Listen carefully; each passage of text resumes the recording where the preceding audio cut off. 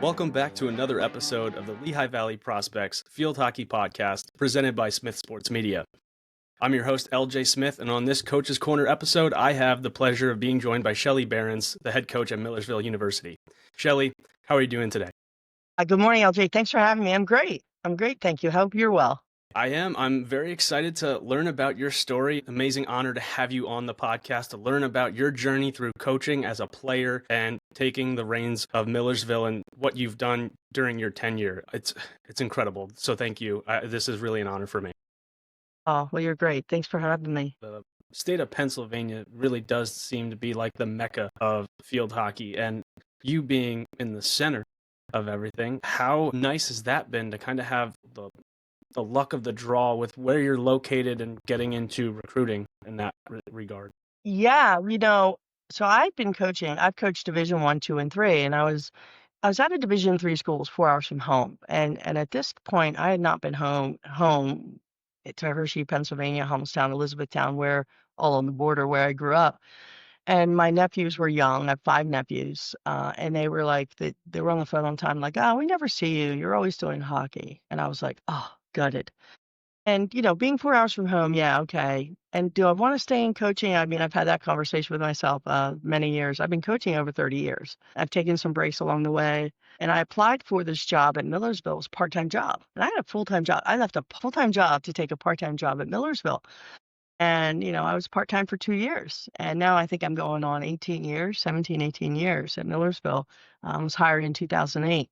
So I like to give Peg Kaufman, my RC senior women's administrator, a hard time because I'm like, wait, why are we doing these interviews with coaches and giving them lunch? I never got a lunch. I'm like, it's just, geez, because I just give her a hard time on that. But, 2 years, I mean, when Millersville was important to me, a lot of my high school teammates had come to Millersville, Linda Kreiser, obviously, a lot of them in their Hall of Fame. So people say now, oh, you have it so good, you're at Millersville. I go, hey, you could have applied for the job.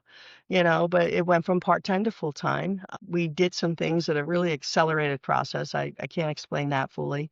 And I think, after having won a national championship, we were allotted in a full-time assistant.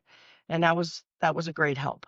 We won a national championship in 2014 with a part-time assistant, Marvin Bam, who was amazing, and volunteer assistants, right? So I don't think I do anything the traditional way is what I'm saying, but we are in such a great area, people, that are like 2 or 3 hours away, like, yeah, I'm heading over to a game because Penn Manor's in our backfield, Hempfield, Warwick, like everyone's around, head over to Camp Hill or go watch, Hershey, Palmyra, and Lower Dauphin. I'm going to go see my stepdad, and stop in and go catch a Lower Dauphin game. And people are like, it's like, 10 miles away. And people are like, oh my God, you're so lucky. And I say, well, you could have applied for the job. It just, I would say personally for me, Millersville has become a second home, Old Dominion's home. It's 20, 30 minutes from where I grew up, but this has become the job I'd want to apply for. And through no fault of my own, and despite me, I would definitely apply for this job. So, but I think we're lucky in this area for sure. Yeah, that's incredible. And to have that feeling of you built what you have. It's not just yourself. You have different pieces that have come along and the support of your administration and things to go. Your coaching staff has evolved, which you just noted. It's amazing to see what you've been able to build and continuing to build off of that throughout your tenure. Yeah, and I think that's important to give back and to help young people stay in the coaching. I stumbled into coaching by accident, if I'm being honest. Like, I didn't know what to do. I'd gone how many years, and then, I broke my leg, fractured my hip, preparing for something, preparing for field hockey, preparing for lacrosse. I was a December grad because I didn't do my student teaching, and it took me about 2 minutes to realize I did not want to be in the classroom. God bless the people that are. They're great. And some classroom experience, really great to do high school, and I did kindergarten. And I'll tell you, kindergarten has truly prepared me for college coaching more than anything. Experience is a great benefactor for sure. But, I was like, what am I going to do? And I had the opportunity to go work with Shar at Penn State. And I'm like, okay, I'll do that. I said to my mom, I'll figure this out. I'll go coach until I figure out what I want to do. And the years go by, the years go by, the years go by. And she goes, hey, do you figure out what you want to do with your life yet? And again, I was an education major. I just look at my classroom is a bit different, right? Driver's ed, maybe 2 or 3 people are listening to me, and I refuse to get in the car with a 10th grader. in Virginia Beach.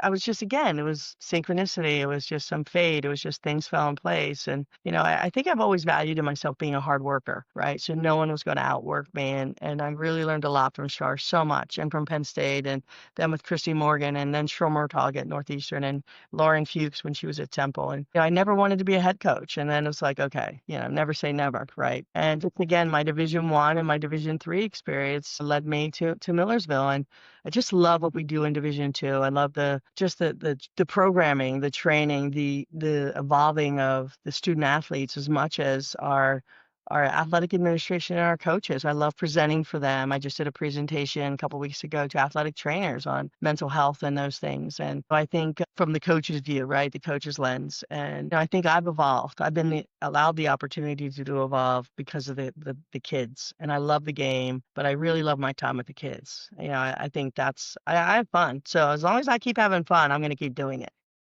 So you mentioned other coaching experience before taking on the head coaching job. How do you feel like those positions prepared you to take this job? You mentioned a D3 position and a multitude of Division I, but Right. what did you learn from those experiences that kind of flipped the switch, like, I have enough tools to become a head coach? Well, I wasn't really sure, right? And then I think the biggest thing that you learn at all the divisions, if you invest yourself, you will spend more time on the field doing the stuff you would love and enjoy, the teaching part of the field hockey, if you understand what has to happen off the field. And, back in that day, we were recruiting by handwritten notes, and we had manila file folders. And, then when discs came out, that was a big deal. So the evolution of recruiting, for sure. I mean, now using my phone as an app, when I used to, I have friends that still, I print things out for them when I host an event, right, with my rad business.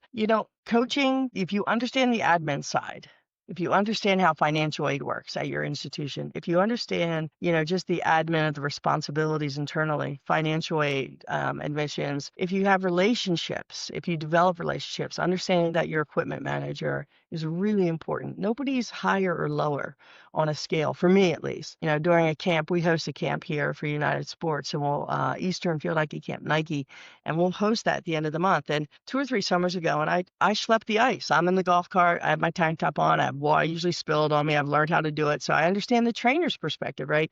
And I'm setting up the fields, and my kids will set up the fields too, but I'm doing the ice. And one of my kids one time asked me, they're like, why are you doing that? You could just have someone do that. I go, I know. I go, but I want to show you that no job is above you or beyond you, because no job is above me or beyond me. So I'll help move a cage. They're challenging sometimes. I think half our life is spent moving goals and picking up balls in field hockey, right? But that's what we signed up for. So I want to set that lesson. And I think that's what sport teaches us, is lessons. So each of the divisions that I've coached at, I actually used my degree. I taught. I actually started the lacrosse program at Elizabethtown College. I was working with the U.S. team. I was coaching, and we were headed to Amiens, France for World Cup qualifier. And September 11th occurred, and then nobody was flying out. We were to fly out on September 12th. And the irony of that, very sad and tragically, Nancy Lattimore, who was at the time the athletic director at Elizabethtown College, called me and said, "Hey, would you want to be our lacrosse coach?" I go, "It's been a minute. I've not coached lacrosse." She goes, "We have a brand new lacrosse program. I have like 30, 40 kids. We need a coach." And so I go, "Okay, I'll do my best." And, it wasn't my thing. I would just use some of my field hockey drills, but I had a really good time, and we did well. We didn't finish poorly. I didn't have some of the stats as focused as some of the lacrosse players would wanted. Stacy Rucci, who's local, I coached her at Penn State. She was the field hockey coach at the time at Elizabethtown. So that was fun. But then I was like, yeah, I'm going to go back to Division I. And I was a bit of a snob, if I'm being honest. I was a turf snob. I've only ever played on turf since 1984 from Old Dominion. To play on different types of turf, I was a bit of, I was Division I. We won a national championship. I was smelling myself, is what I say to the kids.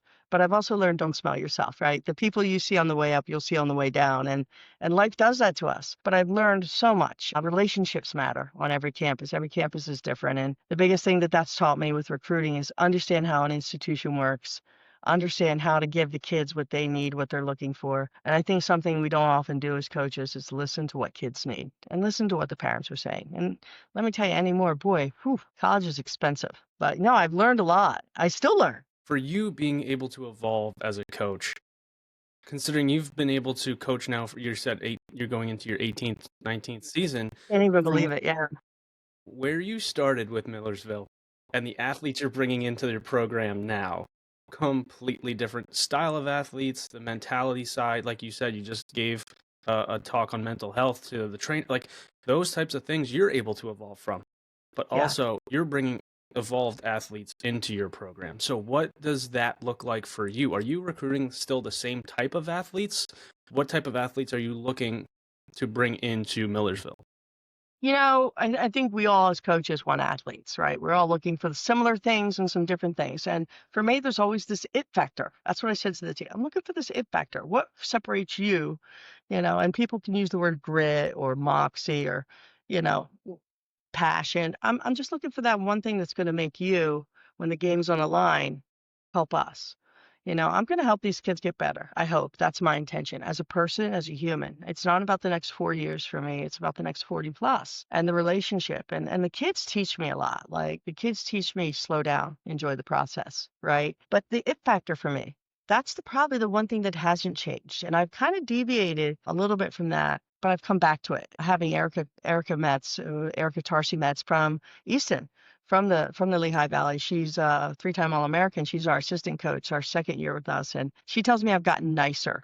And I was like, I don't know if I've gotten nicer. I think you just look at me different. I think I'm just as the same. She goes, no, you're not. You're too nice. And maybe that's so, but I don't think kids are different. I think kids are tough. We want that toughness, right, in kids, because our game, it's always about the reaction. It's always about what's next. And it's a game you have to be willing to make 1,000 mistakes. I mean, we coach, we play a chaotic, invasive game. In softball, you hit the ball, you always run to first base. In field hockey, 3 or 4 things will happen. So it's a very unique game. It's the third most popular game in the world to soccer and to cricket, which I got to see cricket when I went to Australia. I'm a fan. It's so challenging. I love watching the men play field hockey. I really am always happy when our women's national team does well because we want that. If you look at other sports in America, the WNBA does well because the NBA.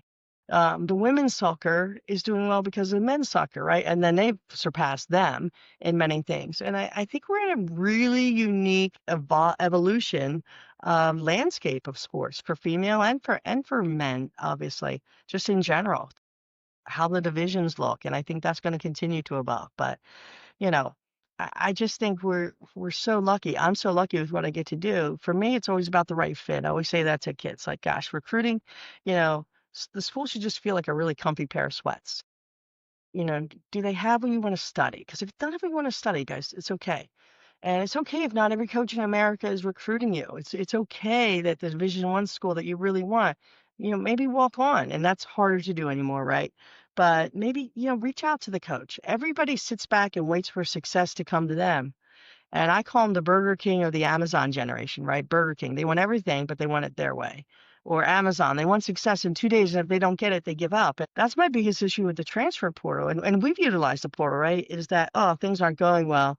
Well, you didn't play me, so I'm going to go somewhere else. I'm like, and I've said this to some of my kids on championship teams and otherwise, if you get mad at something with your coach, or if you'd left Millersville, you would have never experienced this. So that perseverance piece, because that's life. And life is hard. I was just saying to our athletic director this morning, to Kate, I was like, Kate, life is hard. I think that's what sport teaches us. Kids will say, oh, we want constructive criticism. And I'm like, no, you don't. They're like, we don't. I'm like, no, you want to be told you're doing everything right. This sport, you're not always doing everything right. And who knows what right is? Like maybe the mistake led to the corner that led to a goal, right? So it's a very unique sport. The kids teach me all the time. And, I really have worked on listening to them and hearing them because I can get so focused, right? Like Seabiscuit on this is what I want to do. This is what I want to accomplish. And I've really learned to like, hey, let that happen organically. That's where it looks better. For me, it's the it factor. That's non-negotiable. Why? That's what my teammates at Lower Dolphin had. That's what my teammates at Old Dominion had. That person that you want to be in a bunker with if you had to, that would have your back no matter what. That's kind of the crux of who we are. And that's how I built this thing. And I know I'm not the only one. We all do it different. And, we've changed a little bit. We've come back and forth. And, I'm proud of this program as a reflection of who I am. But really, it's a reflection of the young people. I'm just in the shadows. And I really love that I got to do this. And I love how we've done it because I think we've done it the right way. We do Yeah. put the kids first. And speaking of your kids, what and how would your players describe you as a coach and your coaching style? Ooh, well, you may want to ask them that. A couple that they'd say I'm honest, painfully. I think the thing they like about me is that I'm honest. The thing that they hate about me is that I'm honest, because it's not always what they want to hear, but they know I care enough about them to tell them. I think sometimes it's, I'm doing a presentation next week to our sport management master's program, which I did here at Millersville. I'm very proud graduate, 4.0. I brag about that to my kids, right? I thought I was going to die during COVID. Everybody took a break and I was getting my master's. I think they would say I'm honest, painfully. They would say I care. I think they would say I'm passionate, sometimes to my own undoing. Right. My coaching style, when it's time, when I step on the field, that's my office. That's go time for me. I'm ready to go. And, we're doing things at a pace. And we like to have a laugh and a joke, and we do. Yeah, I just think it'd be interesting to hear what they'd have to say. But I think my coaching style, I consider myself a servant leader, right? My coaching philosophy is take a group of people where they can't take themselves with shared purpose and mutual respect. But women have questions, and you have 30 women, they're going to have some questions. They're more concerned sometimes with how we rotate. I could care less how we rotate. Coach Kreiser, lower dolphin, is fantastic at that. So when I have my lower dolphin kids, I always explain, listen, I'm not good at this. That was Coach Kreiser. That wasn't me.